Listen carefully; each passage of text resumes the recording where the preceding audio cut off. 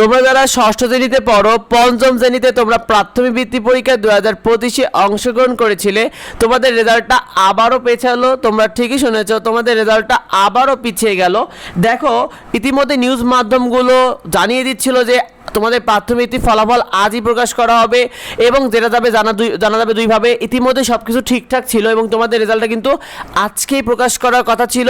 প্রতিটা নিউজ মাধ্যম কিন্তু জানিয়েছিল যে প্রাথমিক পরীক্ষার ফলাফল আজই প্রকাশ হবে, যেটা জানা যাবে দুইভাবে। নিউজ মাধ্যমগুলো, সামাজিক যোগাযোগ মাধ্যম ইতিমধ্যে অনেক কথা তো বলা হয়েছিল যে রেজাল্ট আজকেই প্রকাশ করা হবে, কিন্তু হঠাৎ করেই নিউজ মাধ্যমগুলোতে আবার জানানো হচ্ছে যে তোমাদের প্রাথমিক ফলাফল আজকে আর প্রকাশ হচ্ছে না, অর্থাৎ তোমাদের যে রেজাল্টটা সেটা আজকে আর প্রকাশ হচ্ছে না। ইতিমধ্যে জানা গিয়েছে যে প্রাথমিক বৃত্তি ফল প্রকাশ হচ্ছে না আজ। এই নিয়ে কিন্তু অর্থাৎ তোমাদের রেজাল্টটাকে আবারও পিছিয়ে গেল। কেন তোমাদের রেজাল্টটা বারবার পিছিয়ে যাচ্ছে? কারণ বারবার তোমাদের রেজাল্টটা পেছানো হচ্ছে। এর আগে কয়েক দফায় বেশ কয়েকবার পেছানো হয়েছে, এবারও পিছিয়ে দেওয়া হলো তোমাদের রেজাল্টটা।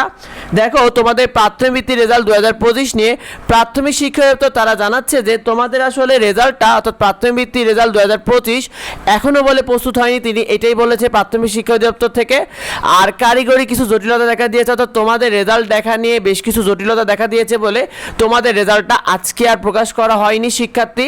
এই ক্ষেত্রে তিনি প্রাথমিক শিক্ষা দপ্তর থেকে আরও জানা যাচ্ছে যে বড় কোনো যদি সমস্যা না হয়, অর্থাৎ তোমাদের রেজাল্ট নিয়ে যদি আর কোনো রকম কোনো বড় সমস্যা না হয়, তাহলে তোমরা আগামী রবিবার 12 জুলাইয়ের মধ্যে তোমাদের বৃত্তি পরীক্ষার ফল প্রকাশ করা হবে।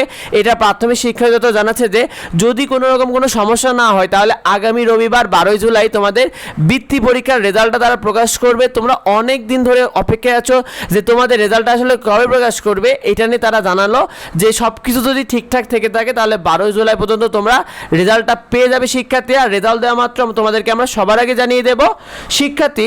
দেখো, প্রাথমিক বৃত্তির রেজাল্ট 2025 নিয়ে তোমাদের রেজাল্টটা কিন্তু দুইভাবে দেখা যাবে। একটা হলো অনলাইন ওয়েবসাইটের মাধ্যমে, একটা হলো SMS এর মাধ্যমে।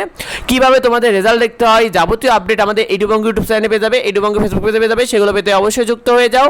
আর এই ভিডিওটা তোমার বন্ধুদের মধ্যে শেয়ার করে দাও, কারণ অনেকেই এই রেজাল্ট নিয়ে অধীর আগ্রহে বসে আছে, যার কারণে এটা শেয়ার করে দিও অন্যদের মাঝে। দেখা হয় পরবর্তী ভিডিওতে। আর যদি কিছু জানার থাকে অবশ্যই ভিডিওতে কমেন্ট করো। দেখা হয় পরবর্তী ভিডিওতে। ধন্যবাদ সবাইকে।